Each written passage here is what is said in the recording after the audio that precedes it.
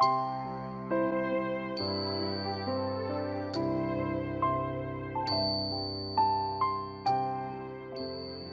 ัสดีครับคุณผู้ชมคุณผู้ฟังทุกท่านที่ติดตามชมช่องธรรมะธรรมดาในคลิปนี้เราจะมาฟังพระธรรมเทศนาของหลวงปู่เหรียญวรลาโภวัดอรัญญบรรพตจังหวัดหนองคายด้วยกันนะครับโดยจะเสนอพระธรรมเทศนาเรื่องจิตสำคัญกว่าสิ่งอื่นใด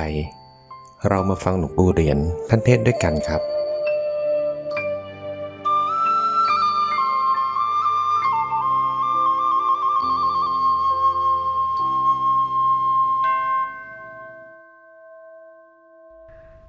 ต่อนนี้ไปพึ่งพากันตั้งใจ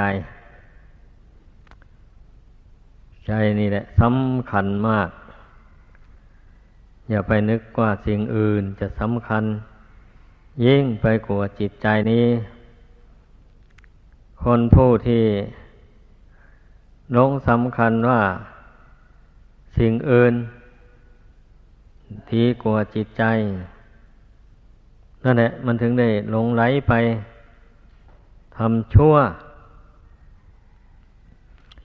มิฉะนั้นก็หลงไหลไปยึดไปถือไว้ด้วยความพออกพอใจถ้าผู้ใดเห็นว่าจิตนี้สำคัญกว่าทุกสิ่งทุกอย่างแล้วก็ต้องสำรวมจิตตรงนี้ให้มากกว่าไปผูกพันกับเรื่องอื่นเพราะว่าการปล่อยจิตให้คล้องอยู่ในโลกอันนี้มันเป็นทุกข์ดังที่เราประสบกันมาอยู่ในปัจจุบันนี้แหละใครๆก็ย่อมรู้ได้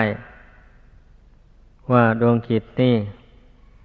อาศัยอยู่ในร่างกายนี่มันแสนยากแสนลำบากจริงๆทั้งนี้ก็เพราะเหตุว่ามาอาศัยอยู่ในของไม่เที่ยงไม่ยั่งยืนนี่เองต้องได้หาเลี้ยงมันต้องได้ประคบประหงมอยู่ตลอดเวลามันก็จึงพอประทังอยู่ได้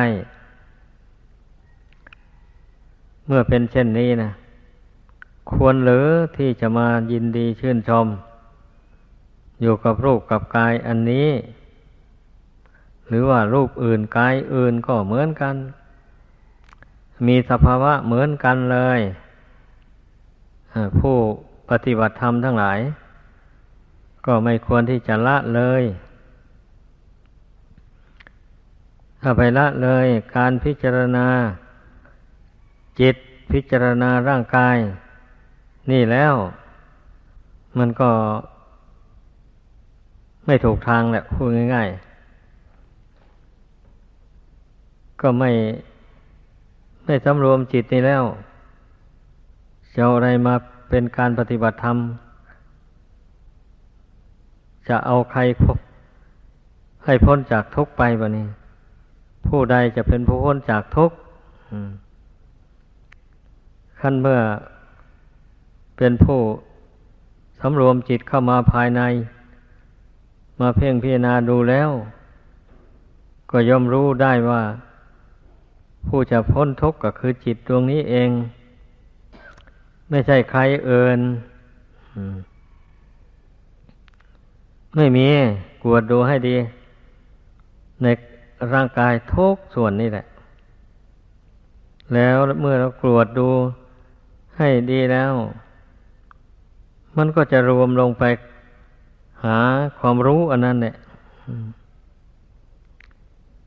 ก็รวมลงเหลือแต่ความรู้นี่แหละเพราะว่าทุกสิ่งทุกอย่างนี่ความรู้อันเดียวเท่านี้รับรู้หมดเลยแล้วสิ่งอื่นมันไม่มีอะไรรับรู้อะไรร่างกายทุกส่วนมันก็ไม่รับรู้อะไรถ้าหากว่าจิตดวงนี้ไม่มีแล้วกายนี้ก็เหมือนกับท่อนกล้วยที่เขาตัดทิ้งไว้บนดินมีแต่จะเน่าเปื่อยผุพังไปเท่านั้นเอง ลองคิดลองพิจารณาดูให้ดีแล้วเราจะดิ้นรนไปเอาอะไรในโลกนี้ตั้งแต่ร่างกายนี่มันก็ยังอาศัยอยู่ได้ด้วยความยากลำบากแล้วเราจะไปแสวงหาสิ่งใดอันเป็นที่พึ่งภายนอกนี่นะจะให้ได้รับความอุ่นใจดีใจจะมีที่ไหนนั่นแหละผู้ปฏิบัติธรรมมันก็ต้องพิจารณาเห็นความจริงของชีวิตนี่ได้ ถ้าเป็นผู้มันเพ่งเข้ามาภายในแล้วมันก็จะสำรวมความคิดความเห็นต่างๆเข้ามาเป็นอันหนึ่งอันเดียวกันว่าการฝึกจิตนี่แหละให้สงบให้ระงับให้ตั้งมั่นต่อกุศลคุณงามความดีต่างๆนั้นเป็นสิ่งสมควรแท้เพราะถ้าไม่เช่นนั้นแล้วมันก็พ้นทุกข์ไปไม่ได้สักทีเลยก็อย่างที่เคยพูดมาอยู่บ่อยๆอยู่แล้วว่าถ้าสั่งสมบุญไม่เต็มก็พ้นทุกข์ไม่ได้พ้นทุกข์โดยเด็ดขาดนะไม่ได้แต่ผู้สั่งสมบุญเมื่อเวลายังไม่เต็มมันก็พ้นทุกข์ไปได้ชั่วระยะหนึ่งไปก่อนถ้าบุญมากบาปน้อยเช่นนี้นะมันก็พ้นทุกข์ไปได้นานสมควรอันนี้ถ้าหากว่าบุคคลมาละบาปเสียแล้วมีแต่บุญกุศลล้วนๆอยู่ในใจเช่นนี้ก็ใกล้ต่อพระนิพพานเท่านั้นเองนะไม่ใช่อย่างอื่นใดอันที่มันไม่ถึงพระนิพพานไม่ใกล้พระนิพพานไปนี่ก็เนื่องมาแต่มันมีอกุศลแทรกแซงอยู่ในดวงจิตนี้อกุศลส่วนละเอียดมันมีส่วนกลางก็มีส่วนหยาบก็มีอย่างนี้นะอันเมื่อละส่วนหยาบได้มันก็มาสร้างอกุศลส่วนกลางหรือส่วนละเอียดให้เกิดขึ้นในจิตนี้เช่นอย่างว่าผู้ภาวนาปฏิบัติทางจิตใจเข้าไปอย่างนี้กิเลสชั้นกลางนี่มันก็ให้เกิดความง่วงเหงาหาวนอนหรือไม่ฉะนั้นมันก็บันดาลให้เกิดความรักความใคร่ขึ้นมาเวลาไม่ได้ภาวนามันก็ยังไม่เกิดอันพอน้อมใจจะเข้าถึงความสงบมันก็สร้างความรักขึ้นมากีดกันไว้สร้างความชังความเกลียดขึ้นมานี่จิตใจก็เลยสงบลงไม่ได้เพราะว่ามันยึดเอาความรักความชังนี่เองเนี่ยจิตจึงได้ฟุ้งไปปรุงไปแต่งไปไม่หยุดยัง้งถ้ามันละความรักความชังอันนี้ไปเสียแล้วจิตมันก็ไม่ฟุ้งนะมันก็สงบอยู่ภายในแหละเหตุที่มันฟุ้งไปนั่นก็เพราะมันอยากได้นั่นเองถ้ามันหยุดอยากเสียอย่างนี้มันก็สงบอยู่จิตนี่นะกับตัวเองนั่นน่ะสงบตัวเองนั่นน่ะไม่อยากได้อะไรมันก็จึงสงบลงได้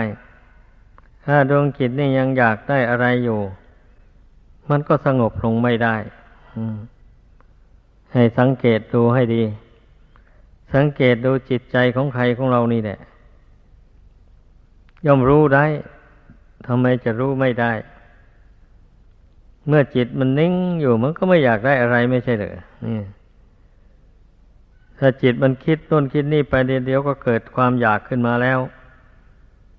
อยากให้เป็นอย่างนั้น อยากให้เป็นอย่างนี้ อยากได้อันนั้นมา เมื่อได้อันนั้นมาแล้วจะมีความสุขนี่แหละเมื่อมันอยากแล้วมันลามปามไปทั่วเลยแบบนี้นะเมื่อคิดแล้วมันไม่ได้ตามประสงค์ก็เป็นทุกข์แล้วแบบนี้นะเดือดร้อนแล้วเพราะส่วนมากคนเราคิดอะไร108,000อย่างแกมันได้สมหวังทั้งหมดไม่มีทางที่ได้สมหวังมีน้อยถ้ามันได้สมหวังทั้งหมดตามความคิดแล้วไม่มีที่ไว้โลกอันนี้นะสมบัติในโลกอันนี้ไม่มีที่ไว้เลยดังนั้นก็จงพากันพิจารณาดูให้ดีเมื่อผู้ใดพิจารณาเห็นอย่างนี้แล้วมันก็หยุดอยากหยุดคิดในเรื่องความอยากต่างๆลงได้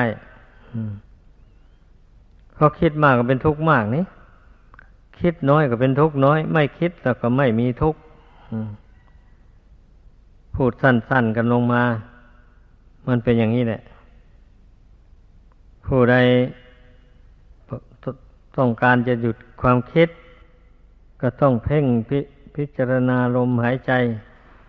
เข้าออกนี่ให้มากให้ติดต่อกันไปเรื่อยๆไปเช่นนี้แล้วจิตนั่นมันจะฟุ้งซ่านรำคาญไม่ได้เลยถ้าสติ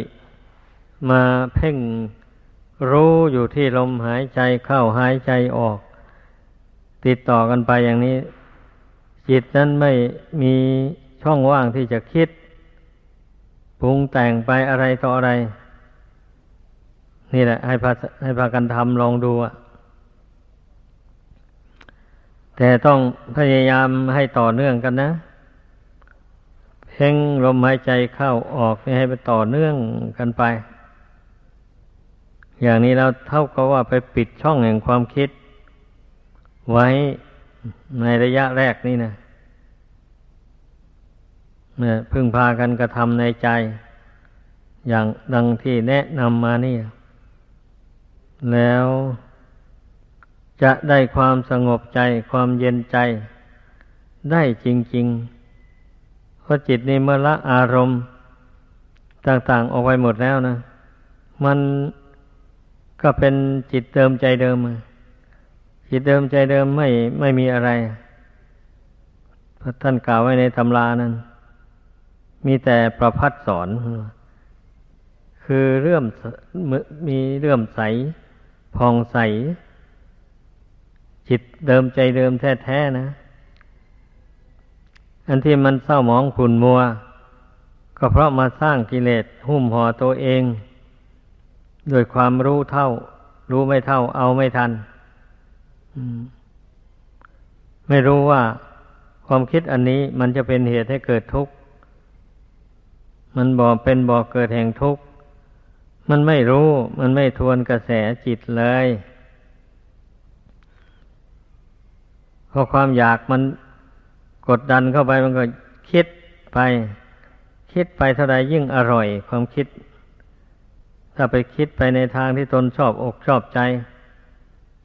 เช่นนี้ก็รู้สึกออกรสออกชาติอร่อยอยากคิดอยู่ไม่หยุดไม่ยั้งคิดถึงเรื่องความสัมผัสต่างๆนี่แหละถ้าพูดรวมๆลงแล้วนะมันทำให้คนเราติดใจกับสัมผัสนั้นนั่นแหละสัมผัสอะไรสัมผัสในกามเลยมันรูปต่อรูปได้สัมผัสกันเข้าจิตนี่มีความรู้สึกว่าเป็นสุขดีสบายดีนี่นะไอ้ข้อนี้นะสำคัญนะผู้ภาวนาต้องพิจารณาให้มันละเอียดถี่ถ้วนลงไปอย่าไปส่งเสริมว่าสัมผัสนั้นมันจะให้เกิดความสุขความสบายมากมันไม่มีหรอกมีแต่เป็นบ่อเกิดแห่งทุกข์สุขก็สุขชั่วช้างพับหู งูแลบลิ้นเท่านั้นเองแล้วความทุกข์นั้นมีอยู่มากมายดังนั้นต้องเอามาเทียบกันดู ความสุขสัมผัสทั้งหลายเป็นไปชั่วขณะหนึ่งแล้วความทุกข์นั้นมีมากมายก่ายกองก็มีสมาชิกในครอบครัวมากขึ้นเท่าไรการแสวงหาโภคสมบัติมาเลี้ยงกันมันก็มากขึ้นเท่านั้นเลยมันก็หนักอกหนักใจอันนี้แหละเป็นเหตุให้คนทำบาปก็เพราะตัณหานี่เองแสวงหาเงินทองเข้าของไม่ได้โดยทางสุจริตไม่ทันอกไม่ทันใจไม่ทันกับความใช้ความจ่ายมันก็ต้องไปคิดแสวงหาในทางทุจริตบางคนก็ถือปืนก็ไปจี้เอาเงินธนาคารนั่นแล้วบางคนก็รอดมือตำรวจไปไม่ได้ถ้าตามจับเอาได้ไปปล้นไปจี้เงินธนาคารนี่เป็นโทษหนักนี่เขาตัดสินให้ติดคุกแบบราว20 ปีนู่นถ้าไปทำร้ายเจ้าหน้าที่ให้ถึงเจ็บถึงตายก็ถูกประหารชีวิตไปเลยนี่แหละโทษของตัณหาต้องพิจารณาดูให้มันเห็นบุคคลใดไม่ยับยั้งความอยากความปรารถนาในหัวใจลงแล้วย่อมได้ประสบความทุกข์นานาประการการเป็นนักบวชอยู่ไม่ได้ก็เพราะไม่สามารถระงับตัณหาในหัวใจให้เบาบางออกไปได้นั่นเองมันจึงประพฤติพรหมจรรย์ไปไม่ตลอดผู้ใดบรรเทาตัณหานี่ให้น้อยเบาบางออกไปจากจิตใจแล้วการประพฤติพรหมจรรย์นี่ย่อมเป็นสุขสบายไม่ปรารถนาจะไปดำรงเพศคฤหัสถ์เลยมันมองเห็นด้วยปัญญาแล้วเพศคฤหัสถ์นี่มันยุ่งเหยิงเอาจริงๆเพราะเรื่องเกี่ยวกับการกับงานกับการแสวงหาทรัพย์สินเงินทองลาภยศนี่เองเนี่ยไม่แสวงหาก็ไม่ได้บัดนี้ใครเป็นผู้ครองเรือนแล้วไม่มีเงินจะใช้ก็เป็นทุกข์อย่างนี้แหละไม่มีเงินจะใช้อย่างเดียวเราเป็นทุกข์108,000 อย่างเพราะว่าปัจจัยเครื่องอาศัยใดๆนี่ต้องอาศัยเงินทั้งนั้นเลยจึงได้มาลองคิดดูสิทำนาอย่างนี้นะถ้าไม่มีเงินลงทุนเราก็ทำไปไม่ได้เลยไหนต้องซื้อปุ๋ยต้องซื้อคลาดซื้อไถหรือไม่ใช่นั้นก็ต้องจ้างคนเอารถไถไปไถให้เอาไปคลาดให้คนนี้นะน้ำไม่เศร้าก็ยังจ้างคนปักดำเข้าไปอีกถึงเวลาเก็บเกี่ยวก็ต้องจ้างคนเก็บเกี่ยวแม้ขนเข้ามาใส่ยุ่งใส่ฉางก็ต้องจ้างรถเขาทุกวันนี้นะจ้างรถกระบะบรรทุกมานู่นนะแล้วยังมีซ้ำโรงสีตนก็ไม่มีเอาไปจ้างเขาสีเข้าไปอีกดูสิได้เป็นข้าวสารมาแล้วจึงมานึ่งมาหุงรับประทานได้นี่นะคิดแต่เรื่องการทำนาเท่านี้นะมันก็เป็นทุกข์เอาการอยู่แล้วถ้าไม่มีเงินแล้วนะเป็นอย่างนั้นลองคิดดูคนเรามันจะว่านั่นเนี่ยก็ยังบรรเทาทุกข์ได้แต่ความเป็นนักบวชนี่แหละเพราะชีวิตมันเนื่องด้วยผู้อื่นแล้วผู้ที่จะเป็นนักบวชได้มันก็ต้องเป็นผู้มักน้อยสันโดษ ชอบสังงัดชอบทำความเพียรเพื่อกำจัดกิเลสออกจากจิตใจเพื่อละตัณหาให้เบาบางออกจากจิตใจเขาเป็นนักบวชนี่มันมีโอกาสทำความเพียรได้เต็มที่เลยเขาไม่มีการมีงานจะต้องหาเงินหาทองอย่างคฤหัสถ์ไม่มีจึงได้มีโอกาสทำความเพียรสำรวมจิตฝึกจิตให้ละตัณหาความอยากอันนี้เบาบางออกไปจากจิตใจได้เนี่ยชีวิตของนักบวชถ้าผู้บวชโดยไม่เกียจคร้านตั้งปฏิบัติตามคำสอนของพระศาสดาจริงๆแล้วแสนที่จะมีความสุขผู้อยู่ในโลกนี้คนอยู่ในโลกนี้คนที่เป็นสุขมากกว่าเพื่อนก็คือนักบวชต้องหมายเอานักบวชที่ปฏิบัติจริงๆฝึกตนจริงๆนะตั้งจิตไว้ถูกทางจริงๆในอย่างนี้เราก็มีความสุข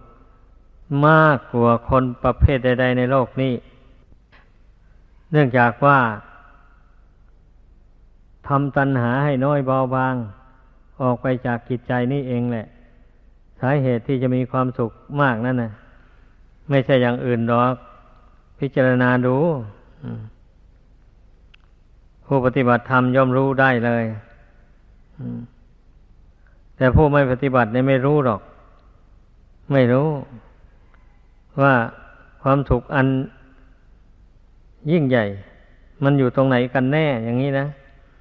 ผู้ไม่ปฏิบัติธรรมไม่รู้อันนี้ผู้ปฏิบัติธรรมผู้ภาวนาทวนกระแสจิตเข้ามาในปัจจุบันแล้วอย่างนี้ไม่อยากได้อะไรเลยในปัจจุบันนี่อย่างนี้นะจิตใจสงบนิ่งเฉยอยู่อย่างนี้มันจึงรู้ได้แล้วโอ้ความสุขมันอยู่ตรงนี้มันก็รู้ได้แล้วถ้าออกจากนี้ไปแล้วมันหาความสุขไม่ได้พอจิตถอนออกจากความสงบแล้วหากว่าไม่เจริญปัญญาแล้วตัณหามันกระจุงไปอีกแล้วให้คิดสร้างวิมานบนอากาศสารพัดก็ลำพังสมาธินี่นะ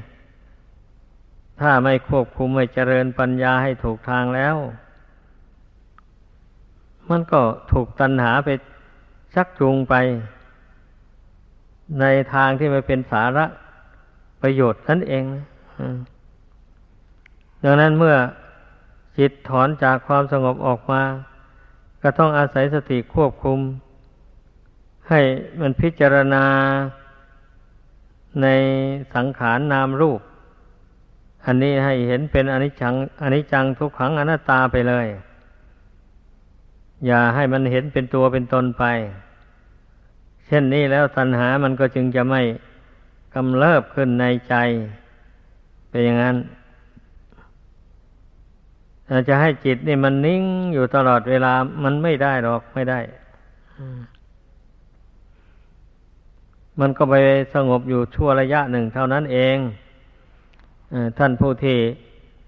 ไม่สามารถจะเข้าฌานได้ไม่สามารถจะทำฌานให้บังเกิดขึ้นได้นี่จะไปหวังให้ทำใจสงบอยู่นานจึงจะประพฤติปฏิบัติไปได้อย่างนี้นะ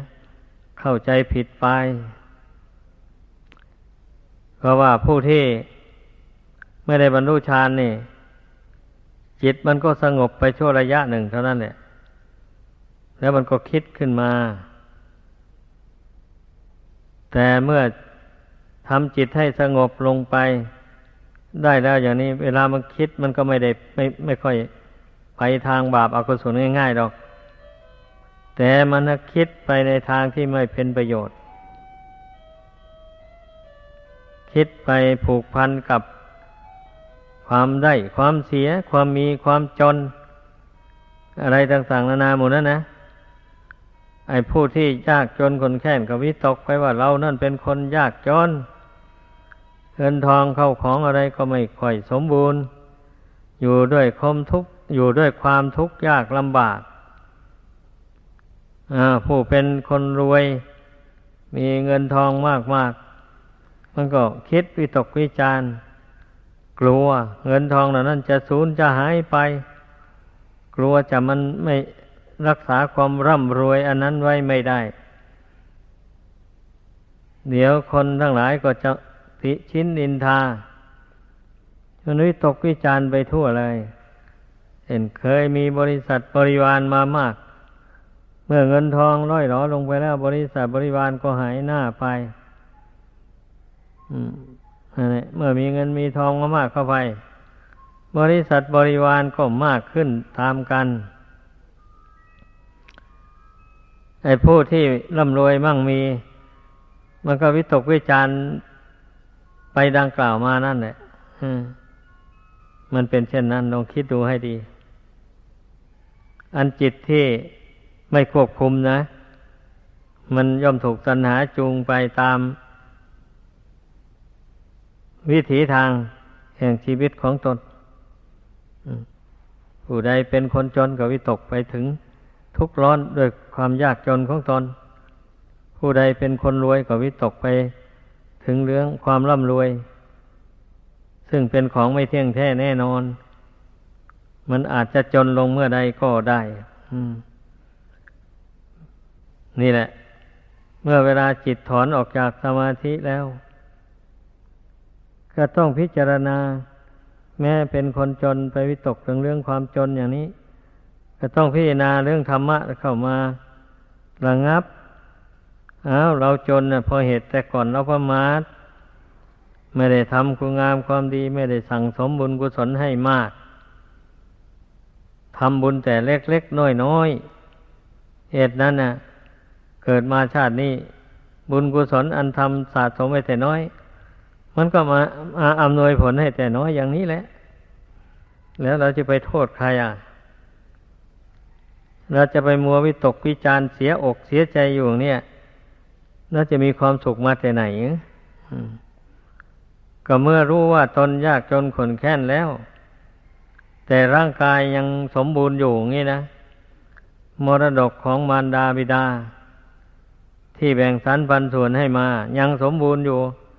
จะไปน้อยเนื้อต่ำใจทำไมปัญญาไม่ใช่ว่ามีไว้สำหรับต้มแกงกินนะปัญญามีไว้สำหรับคิดหาปัจจัยมาเลี้ยงชีวิตนี้ให้เป็นสุขอยู่ได้ในโลกนี้ไม่ให้เป็นทุกข์หลายเมื่อเป็นผู้เตือนตนได้อย่างนี้แล้วมันก็ตั้งหน้าทำการงานแหละทำอย่างไรจะได้เงินได้ทองมามันก็ทำไปเมื่อได้เงินได้ทองเข้าของมาแล้วก็แบ่งกินบ้างแบ่งทานบ้างแบ่งกินนั่นเรียกว่าเพื่อประโยชน์รักษาชีวิตในปัจจุบันนี้ให้คงอยู่แบ่งทานนั้นคือเพื่อประโยชน์ในโลกหน้าเมื่อตนละโลกนี้ไปแล้วไปสู่โลกหน้าบุญกุศลที่ตนทำเนี่ยก็จะนำตนไปเกิดที่สุขสบายบุญกุศลจะนิรมิตอะไรต่ออะไรให้ตามประสงค์ถ้าตนมีบุญมากนะนั่นแหละไอ้ชีวิตของคนเรานี่มันไม่แน่นอนอย่างนี้แหละบางทีก็เป็นคนจนอนาถาเมื่อไปรู้สึกตัวได้ทำความดีให้สูงขึ้นไปชีวิตต่อไปก็เจริญรุ่งเรืองด้วยลาภยศสรรเสริญด้วยความสุขกายสบายใจมากนี่เป็นอันว่าคนเราจะมีความสุขได้เพราะอาศัยการทำความดีให้มากเท่านั้นแหละบุคคลจะมีความสุขได้โดยวิธีอย่างอื่นไม่มีหรอกไม่มีแต่ว่าการทำกุศลความดีในชาติก่อนบุญกุศลมันถ่ายทอดชีวิตให้มีความสุขเป็นทอดๆไปอย่างนี้นะถ้าบุคคลที่ไม่ได้ทำบุญมากทำบุญน้อยมาแต่ก่อนเกิดมาชาตินี้แล้วก็มีความสุขแต่น้อย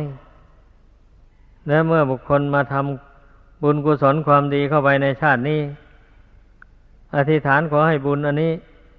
ช่วยให้ข้าพเจ้าเจริญด้วยลาภยศสรรเสริญในความสุข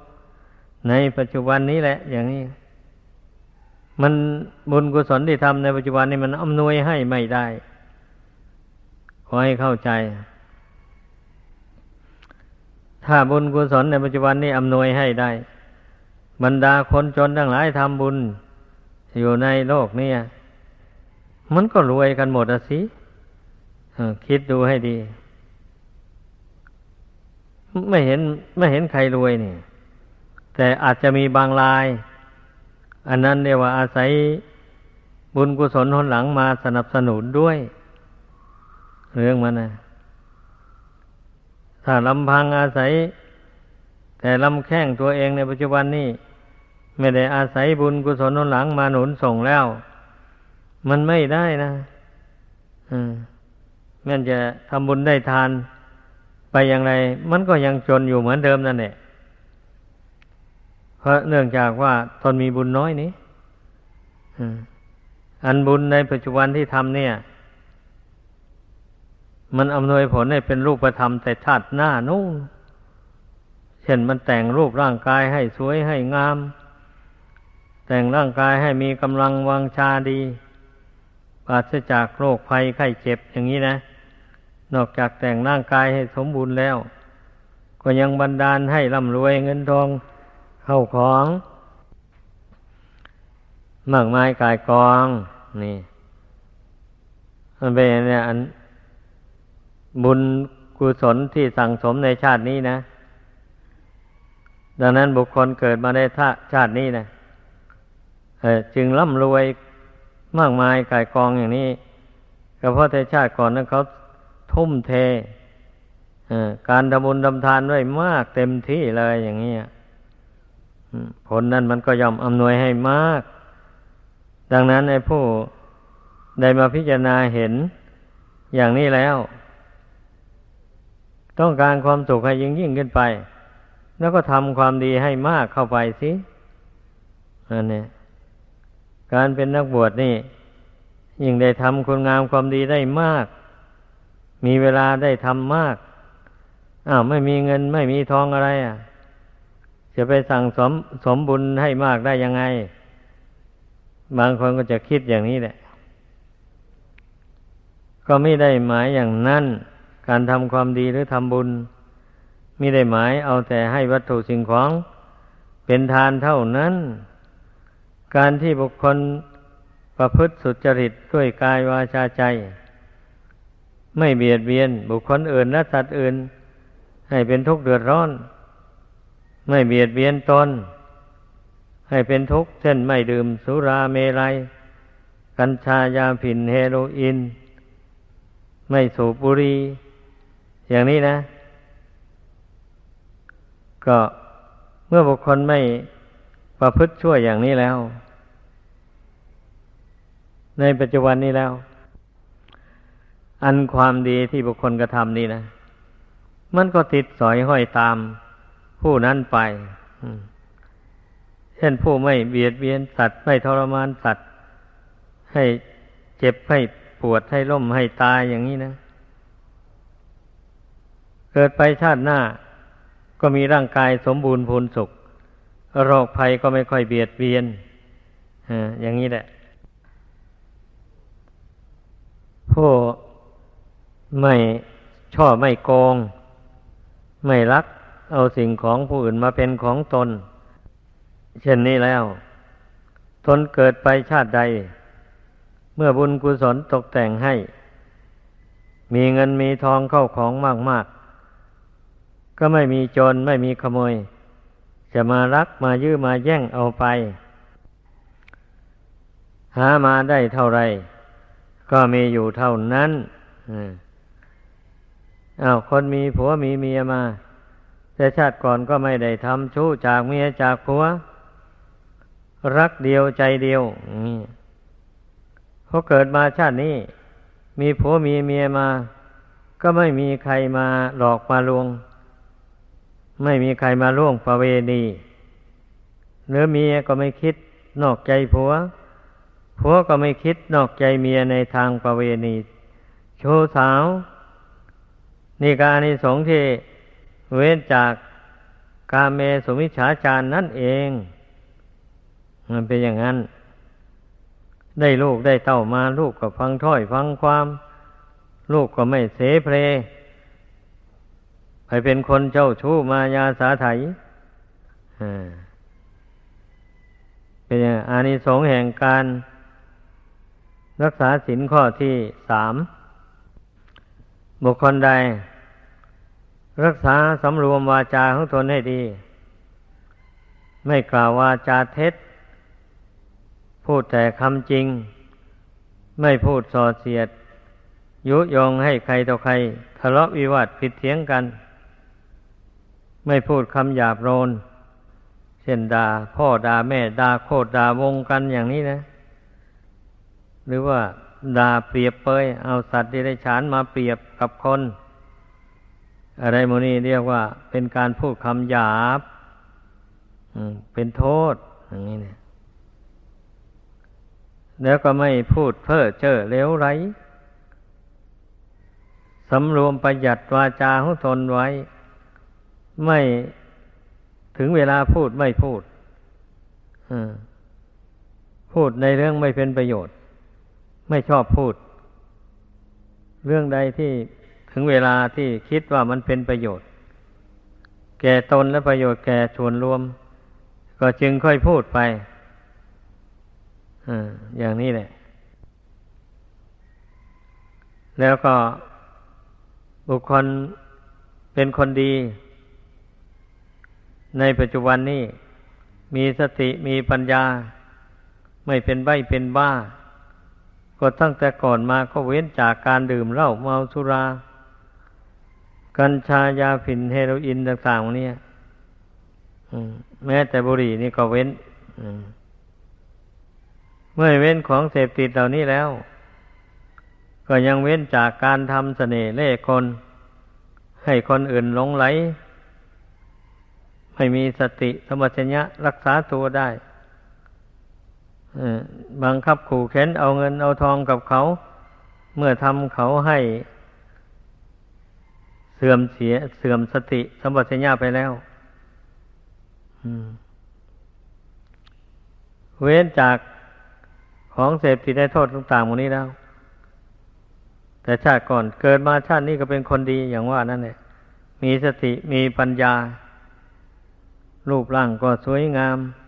มีอายุยืนยาวนานมีผัวมีเมียมาก็ปองดองสามัคคีกัน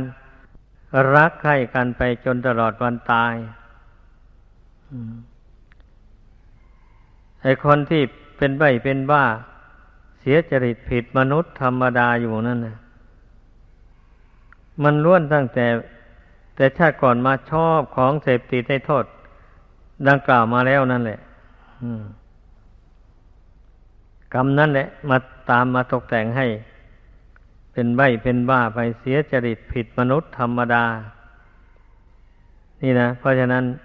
ทุกคนได้รู้ให้เข้าใจอย่าว่าการดื่มของมึนเมาเหล่านั้นน่ะมันจะไม่เป็นกรรมเป็นเวรตามสนองนะคิดให้ดีพระพุทธเจ้าทรงรู้แจ้งแทงตลอดแล้วพระองค์จึงบัญญัติห้ามไว้เพราะสงสารสัตว์โลกไม่ต้องการให้สัตว์โลกเป็นทุกข์เดือดร้อนหลายเหตุนั้นจึงได้ทรงพิจารณาเห็นว่าอันใดที่มันจะนำทุกข์นำโทษมาให้แก่บุคคลผู้กระทำพระองค์เจ้าก็ทรงบัญญัติห้ามแต่ไม่มีบทลงโทษในปัจจุบันนะเหมือนอย่างกฎหมายบ้านเมืองแต่ถ้าดื่มเหล้าเมามากเกินไป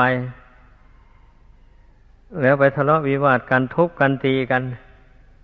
เช่นนี้มันผิดกฎหมายแล้วเจ้าหน้าที่เขาก็ย่อมจับได้มีสิทธิ์จับกุมไปได้แต่ส่วนมากเขาก็ไม่ค่อยลงโทษเท่าไรหรอกคนเมาเขาก็จับไปขังไว้สั่งเมาแล้วเขาก็ปล่อยสั่งสอนแล้วเขาก็ปล่อย แต่มันก็ไม่เข็ดไม่หลาบดอกมนุษย์เรานะ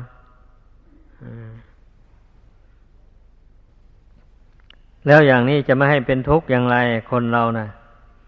ไปทำชั่วใส่ตัวนะแต่ถ้าไม่ทำชั่วใส่ตัวเว้นจากความชั่วเหล่านี้แล้ว แม้ว่าจะยังเกิดอีกอยู่อย่างนี้ความเกิดของผู้นั้นก็นับว่ามีผลดีมีอวัยวะร่างกายครบถ้วนบริบูรณ์มีสติมีปัญญามีรูปร่างสวยงามอย่างนี้แหละมีสติมีปัญญาสามารถสร้างบุญสร้างกุศลให้เจริญ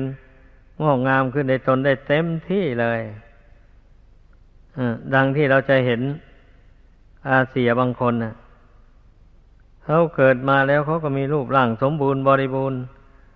แล้วก็พร้อมด้วยทรัพย์สมบัติยศศักดิ์บริวารต่างๆเช่นนี้แหละเขาก็ยังไม่ลืมตัวยังไม่ติดอยู่ในความสุขชั่วคราวเหล่านี้เขาพิจารณาได้ว่าตายแล้วเอาอะไรติดตัวไปไม่ได้เลยเมื่อเวลายังอยู่นี่ถึงว่าเงินทองก็ของบุญจะแต่งให้ร่ำรวยมั่งมีมากก็จริงแต่ก็เป็นทุกข์กับการรักษานั่นเองเพราะถ้าไม่รักษาแล้วก็จะสูญหายถูกลักถูกจี้ถูกปล้นเอาอันนี้เป็นทุกข์เพราะการรักษาดูแลมันเป็นอย่างนั้นเป็นทุกข์เพราะเมื่อเวลามันสูญหายจากไปเนี่ยการมีทรัพย์สมบัติมากนะไอ้บุคคลไม่รู้เท่าไม่รู้จักใช้ทรัพย์สมบัตินั้นให้เป็นประโยชน์ทั้งในโลกนี้เป็นประโยชน์ในโลกหน้าแล้วเช่นนี้นะมันย่อมมีแต่ความทุกข์นั่นแหละคนมีเงินมีทองมากเป็นทุกข์เพราะเหตุนี้เป็นสุขเพราะรู้จักแบ่งสรรปันส่วนสละออกไปช่วยเหลือกิจส่วนรวมนั่นแหละเช่นอย่างเสียภาษีอากรให้แก่หลวงไม่หลีกเลี่ยงในการเสียภาษีแล้วเงินภาษีอันนั้นแหละมันก็จะถูกแบ่งสรรปันส่วนมาบูรณะบำรุงประเทศชาติบ้านเมืองเช่นน้ำไม่มีเขาก็เอาตั้งงบประมาณก้อนหนึ่งไปทำเจาะน้ำบาดาลให้เท่าที่ถิ่นฐานที่มันจะทำได้หรือไม่เช่นก็สร้างอ่างเก็บน้ำไว้ในถิ่นที่มันพอเป็นอ่างเก็บน้ำได้ปีใดถ้าผลดีอำนวยมันน้ำในอ่างมันมากมันก็เขาก็ปล่อยระบายออกมาใส่นาใส่สวนคนให้ได้ทำนาทำสวนได้เต็มที่เนี่ยอย่างนี้นะการเสียภาษีอากรให้แก่รัฐไม่ควรที่จะเพ่งไปว่าเสียภาษีอากรไปแล้วพวกนักการเมืองผู้มีอำนาจก็เอาไปแบ่งกันนั่นแหละที่จะเอามาช่วยเหลือราษฎรมีน้อยไม่ควรที่จะไปคิดอย่างนั้นถ้าหากว่านักการเมืองนักบริหารเป็นอย่างนั้นเสียส่วนมากอย่างนี้ประเทศชาติก็คงไม่เจริญมาปานนี้นะประชาชนก็จะอดอยากยิ่งกว่านี้อันนี้ก็ปรากฏว่าประชาชนก็ยังมีความเจริญไปได้พอสมมาสมควรนะดังจะเห็นได้ทุกวันนี้การสร้างบ้านแปลงเรือนอะไรต่ออะไรทั้งในเมืองทั้งบ้านนอกก็แข่งกันไปอยู่นั้นนะถ้าไม่มีเงินมีทองแล้วมันจะทำได้ยังไงแต่ไปอ้างเอาแต่คนจนนั้นมาเป็นเรื่องต่อว่าผู้บริหารว่าไม่เหลียวแลคนยากคนจนอย่างนี้อย่างเดียวไม่ได้หรอกมันจะได้ยังไงเพราะเงินภาษีที่เก็บจากคนมีรายได้ป มันก็มีขอบเขตจำกัดเราจะเอาแบ่งไปช่วยเหลือแจกให้คนจนทั่วประเทศอย่างนี้ที่ไหนแต่มันจะพอล่ะไม่มีทางหรอกก็มีแต่ทางการเขาจัดทำโครงการระยะยาวช่วยเหลืออย่างที่ว่ามาแล้วเช่นทำอ่างเก็บน้ำเจาะน้ำบาดาลให้เอาไปสร้างถนนหนทางให้คนได้วิ่งรถวิ่งราสะดวกสบายหมู่นี้นะเอาไปจัดต่อสายไฟฟ้าไปให้หมู่บ้านตำบลที่ไม่มีไฟฟ้าใช้นี่ทางการก็ทำกันอยู่อย่างนั้นถนนหนทางไม่เพียงพอรถมันติดกันมากแออัดเขาก็ทำสะพานลอยทางด่วนข้ามในสิ่งกีดขวางข้างล่างไปปล่อยให้วิ่งเดินบนสะพานนั่นไปหมู่นี้มันก็เงินของภาษีของราษฎรนั่นเองดังนั้นราษฎรอย่าไปมัวโทษแต่รัฐบาลผู้บริหารประเทศว่าไม่ดีโดยส่วนเดียวนั้นคงไม่เป็นธรรม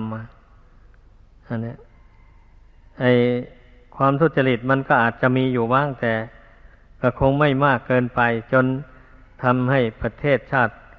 ยากจนล่มจมเพราะการเซ็งลี่การคอร์รัปชันอะไรอย่างนี้คงไม่เป็นถึงปานนั้นถ้ามันเซ็งลี่คอร์รัปชันกันมากจริงๆเนี่ยประเทศย่อมล่มจมย่อมเกิดศึกกลางเมืองขึ้นมาได้แน่นอนเลยเพราะฉะนั้นผู้บริหารประเทศนี่มันควรคิดควรพิจารณาให้ดีเพราะว่าผู้บริหารนี่ความสุขความทุกข์อันใดมันก็อยู่ในกำมือของผู้บริหารนั่นแหละความสุขความทุกข์ของประชาราษฎรต่างๆนี่นะผู้บริหารมีสติมีปัญญาดีไม่มากเกินประมาณในเรื่องส่วนตัวก็แสวงหาเอาโดยทางสุจริตเหมือนอย่างประชาราษฎรนี่เช่นนี้แล้วก็สามารถที่จะมีเงินมีทองมาช่วยเหลือราษฎรคนหมู่มากให้พอมีอยู่มีกินได้ไม่ขาดแคลนเกินประมาณอย่างนี้นับว่าประเทศไทยเราก็พอเป็นไปได้ไม่ถึงกับว่าอดตายหมายความว่างั้นเนี่ยประเทศอื่นนะบางประเทศนี่รัฐบาลช่วยเหลือประชาชนไม่ไหวเพราะมันมากเกินไปปล่อยให้ประชาชนอดอยากล้มตายไปเรื่อยๆไปก็เลยถือเป็นเรื่องธรรมดาไปอย่างนี้มีอยู่มากอยู่นะแต่เมืองไทยเราไม่ถึงกับอดตายอย่างนั้นถ้าสังเกตดูทุกวันนี้นะพวกสื่อสารพวกหนังสือพิมพ์หมู่นี่เขาเที่ยวไปสำรวจไปเห็นบ้านใดทุกข์ยากลำบากจริงๆอย่างนี้หรือว่าครอบครัวใดไม่มีอันจะกินจริงๆเขาก็เอามาลงหนังสือพิมพ์ให้คนได้อ่านคนผู้มีสตางค์พร้อมด้วยใจประกอบไปด้วยเมตตากรุณาเขาก็ติดต่อกับโรงพิมพ์ส่งเงินไปผ่านโรงพิมพ์ให้โรงพิมพ์นำเงินนั้นไปจ่ายให้เขาเลี้ยงชีพอยู่เย็นเป็นสุขต่อไปเท่าที่จะช่วยเหลือได้คนเป็นโรคอันร้ายแรงต่างๆอย่างนี้นะหนังสือพิมพ์เข้าไปลงไปผู้มีเงินมีทองมีเมตตาจิตก็ยื่นมือเข้าไปช่วยเหลือเสียเงินเสียทองค่ารักษาให้ มื้อนี้คนไทยเราผู้ปฏิบัติธรรมผู้รู้ธรรมผู้มองเห็นประโยชน์ตนประโยชน์ผู้อื่นควบคู่กันไปอย่างนี้ก็ทำกันมาเรื่อยๆมาอย่างนี้แหละแต่แล้วจะให้มันทั่วถึงทุกคนไม่ได้หรอกก็ขอให้รู้กฎธรรมดาว่าสัตว์ทั้งหลายมีกรรมเป็นของตนก็เมื่อบุคคลทำกรรมชั่วใส่ตัวมาแต่ก่อนแล้วอย่างนี้นะกรรมชั่วมันให้ผลเนี่ยกรรมชั่วมันก็โดนบันดาลไม่ให้มีคนเอ็นดูกรุณาเลยไม่ให้คนรู้คนเข้าได้สนใจที่จะมาช่วยเหลือเกื้อกูลนะกรรมชั่วนะมันให้ผลนะมันทรมานทุกข์อยู่นั่นแหละจะตายก็ไม่ตายจะหายก็ไม่หายถ้าเป็นโรคเป็นภัยก็ดีถ้าอดอยากไม่มีเงินทองเข้าของจะบริโภคก็อดอยากไว้นั่นแต่จะให้มันอดตายจริงๆก็ไม่ได้มันถึงมีช่องทางพอหากินได้อยู่แต่ไม่มีคนจะเอ็นดูกรุณาช่วยเหลือเกื้อกูลเลยอย่างนี้ก็เพราะกรรมเวรของผู้นั้นเนี่ยทำมาแต่ก่อนเป็นคนเห็นแก่ตัวเป็นคนมากเกินประมาณเห็นแต่แก่ตัวไม่เหลียวแลคนยากคนจนอย่างนี้นะเห็นคนยากคนจนยังดูหมิ่นเหยียดหยามไปซ้ำบางคนเป็นอย่างนั้นเมื่อเป็นเช่นนี้แล้วตนไม่ได้ทำกรรมดีไม่ได้ช่วยเหลือเกื้อกูลผู้อื่นมาแต่ก่อนให้เกิดมาชาตินี้ตนยากจนขนแค้นลงไปมันก็ไม่มีใครเหลียวแลช่วยเหลือเพราะว่ากรรมของตัวเองนั่นบันดาลให้คนอื่นมองข้ามไปมองไม่เห็นเลยนี่แหละขอให้พากันศึกษาเรื่องกรรมเรื่องผลแห่งกรรมที่บุคคลเรากระทำให้มากๆแล้วเช่นนี้เราก็จะไม่ได้ไปโทษฝ่ายบริหารว่าไม่เหลียวแลคนยากคนจนอย่างนี้จะไม่ยกโทษกันมากเกินไปก็จะมองเห็นว่าสัตว์ทั้งหลายมีกรรมเป็นของตนผู้ใดทำกรรมอันใดต้องได้รับผลแห่งกรรมอันนั้นเมื่อกรรมมันให้ผลแล้วใครก็ช่วยไม่ได้อย่างนี้นะถ้าคนใดกรรมเวรไม่มากอย่างนี้แล้วได้ทำความดีไว้บ้างได้ช่วยเหลือเกื้อกูลผู้อื่นไว้บ้างแต่ก่อนนี่เมื่อเกิดมาชาตินี้นะผู้นั้นตกทุกข์ได้ยากลำบากอย่างใดเขานึกถึงบุญกุศลที่เขาทำมาแต่ก่อนอย่างนี้นะบุญนั้นมันก็อาจจะมาช่วยเหลือดลบันดาลให้มีคนเอ็นดูสงสารช่วยเหลือได้ให้พ้นจากความทุกข์ยากลำบากลำเค็ญอันนั้นไปได้ให้อย่างนี้แหละพุทธบริษัทควรพากันพิจารณาเรื่องกรรมเรื่องผลของกรรมให้เห็นหลายแง่หลายมุมไปอย่างนี้แล้วไอ้ความอิจฉาริษยาความดูถูกดูหมิ่นกันก็ไม่ค่อยจะมีในคนหมู่นั้นคณะนั้นอย่างนี้แหละก็มีแต่ทางช่วยเหลือเกื้อกูลกันไปตามกำลังเท่าที่จะช่วยได้อย่างนี้แหละถ้าจะไปคิดในแง่ว่าตั้งแต่ชาติก่อนคนเหล่านี้มันประมาทไม่ทำความดีอย่างนี้ก็ปล่อยให้มันเป็นทุกข์เดือดร้อนไปอยู่นั่นแหละเป็นการดัดสันดานไปคิดเห็นอย่างนี้แล้วเมินเฉยไม่ดูแลกันอย่างนี้ก็ไม่ถูกไม่เป็นธรรมที่พระศาสดาทรงสอนให้มีเมตตากรุณาต่อกันและกันนั่นนะก็เพราะเมตตาคนที่ตกทุกข์ได้ยากนั่นเองคนที่ประมาทมาแต่ก่อนนั่นแหละเมื่อได้รับความอุปการะจากผู้ร่ำรวยไปแล้วอย่างนี้มันก็อาจสำนึกตนได้บางคนนะรู้ตัวได้เราได้อุปการะได้รับอุปการะจากท่านผู้มีบุญทั้งหลายนี่อย่างนี้เราไม่ควรที่จะประมาทต่อไปเราควรจะทำความดีเข้าไป ท่านผู้มีความสุขความเจริญอยู่นั่นเข้าใจว่าชาติก่อนนู้นเพื่อนละความชั่วทำแต่ความดีให้มากที่สุดมาในชาตินี้ผลแห่งความดีอันนั้นจึงมาอำนวยให้ท่านจึงเจริญด้วยลาภยศสรรเสริญความสุขกายสบายใจอย่างนั้นไอ้เรานี่จะต้องทำความดีถึงจะยากจนคนแค้นอย่างไรเราก็จะไม่ทำชั่วเราจะหาเลี้ยงชีพโดยทางชอบจะไม่ไปเป็นโจรขโมยไม่ไปเบียดเบียนเอาทรัพย์สมบัติผู้อื่นมาเลี้ยงชีพในทางทุจริตอย่างนี้นะบางคนทุกคนจนบางคนนะมันอาจคิดได้อย่างนี้เราก็ทำความดีไป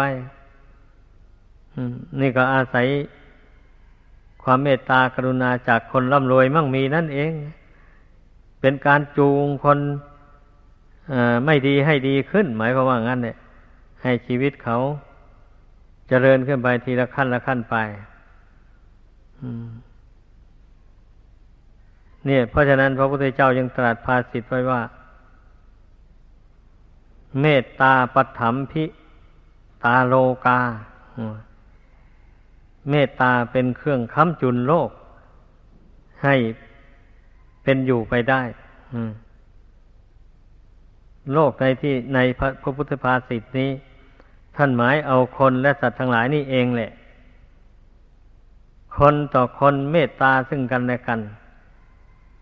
คนรวยช่วยเหลือคนจนคนจนก็นึกเห็นคุณของคนรวยแล้วก็ช่วยเหลือคนรวยในกิจธุระการงานอันใดที่ควรจะช่วยเหลือเขาได้เขาช่วยไปไม่เห็นแก่เงินแก่ทองเมื่อคนจนยอมเสียสละช่วยเหลือคนรวยไปไม่หวังผลตอบแทนอะไรเช่นนั้นคนรวยก็เห็นใจคนจนกับมีเมตตาสูงสามารถช่วยคนนั้นให้ตั้งเนื้อตั้งตัวไปได้ก็มีไม่ใช่ว่าคนจนจะมุ่งหวังจะให้คนรวยช่วยเหลือฝ่ายเดียวแต่คนรวยคนจนไม่นึกถึงคุณของคนรวยเช่นนี้มันก็ห่างไกลกันไปแล้วมันก็สัมพันธ์กันไม่ได้แบบนั้นนะเหตุนั้นต้องรู้ไว้ตัวเป็นคนจนน่ะอย่าไปลืมคุณของคนรวยที่เขาอุปการะเกื้อกูลตน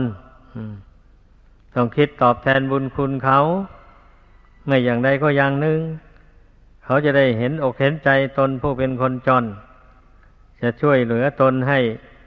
ลืมตาอ้าปากกับเขาได้ต่อไปนี่แหละ